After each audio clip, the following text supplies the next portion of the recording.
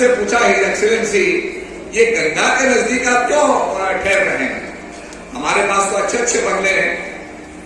कहने लगे, मैं 5 दफे गंगा स्नान करता हूं और भारत में आया हूं तो गंगा में स्नान करूंगा। हमारे देश के अंदर हमें ये पढ़ाया जाता है, ये भावना हमारे अंदर भरी जाती है कि जब तक गंगा रहेगी, जब तक सूरज चांद रहेगा और जब तक मेरू पर्वत रहेगा, तब तक सनातन संस्कृति का नाम रहेगा। तो उनकी जो गंगा के प्रति भावना थी, मैं अचंभित हो गया देख करके। मैंने कहा, हम तो गंगा के किनारे ही पैदा हुए, इसका महत्व नहीं समझते।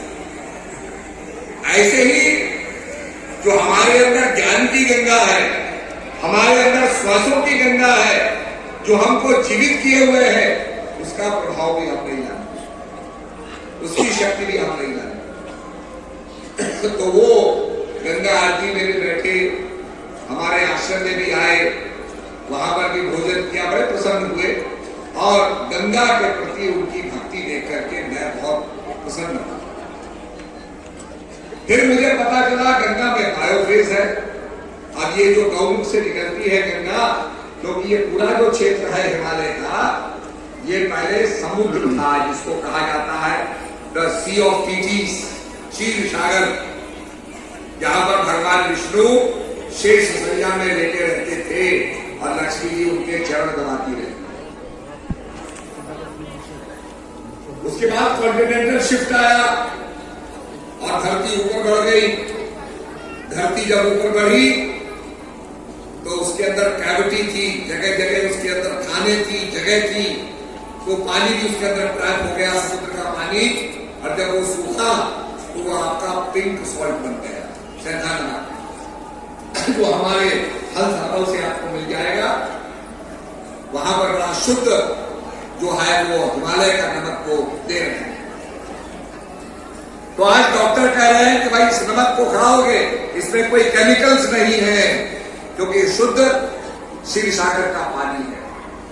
और आज कॉन्टिनेंटल शिफ्ट कैसे हो रहे हैं? आप अफ्रीका को देखो, अफ्रीका के अंदर भी लिफ्ट आ गई है। सोमाली और आपका अफ्रीका अलग अलग होता जा रहा है, उसमें भी सड़क के बीच में, मकानों के बीच में दरार पड़ती है। ये कॉन्टिनेंटल शिफ्ट है। इसी कॉन्टिनेंटल शिफ्ट से जो लायन था, जिसको हम कहते हैं शेर, जो कि हमारे यहां तो टाइगर था, ये शेर और अफ्रीकी कुछ जो कबीले थे, ये हमारे अफ्रीका गुजरात चले गए। गुजरात के जो गिर पर्वत है उसमें आपको शेर मिलेंगे, बब्बर शेर मिलेंगे। ये बब्बर शेर कहां से आए? तो अफ्रीका से आए। अफ्रीका में रहते हैं, नेटिव को अफ्रीका है। हमारे यहां तो टाइगर है।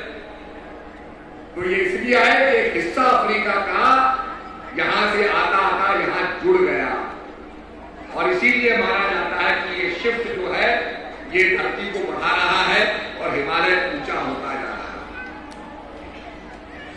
अभी अभी हमने राधानाथ सिकदर जी को सम्मानित किया। आज हमारे बीच में वो नहीं है, पर वो पहला व्यक्ति था जिसने हिमालय को नापा, एवरेस्ट को नापा। कन्याकुमारी से चल करके, केप कैमरॉन से चल करके, जंजीरें डालता हुआ वो नापता नापता नापता, टोपोग्राफी करता हुआ, कार्टोग्राफी करता हुआ, नापता नापता वो हिमालय तक पहुंचा। और वहां से उसने ट्रायंगल बना करके और डिग्री लेकर के नापा और हिमालय की हाइट बताई। अपने जब अफसर को बताई तो अफसर ने कहा, भाई मैंने कैसे कैलकुलेशन कर ली? अफसर ने उसको रख दिया। 2 साल तक वो पड़ा रहा। उसके बाद उसने रिसर्च की और उसके बाद उसको मान्यता मिली। और जब अंग्रेजों ने एवरेस्ट का नाम रखा तो जो सर्वे जनरल ऑफ इंडिया था उसका नाम था जॉर्ज एवरेस्ट। तो जॉर्ज हटा के उस पीक का नाम, उस चोटी का नाम एवरेस्ट कर दिया, जबकि उसको नापने वाला राधानाथ सिकदर था, जो भारतीय बंगाली।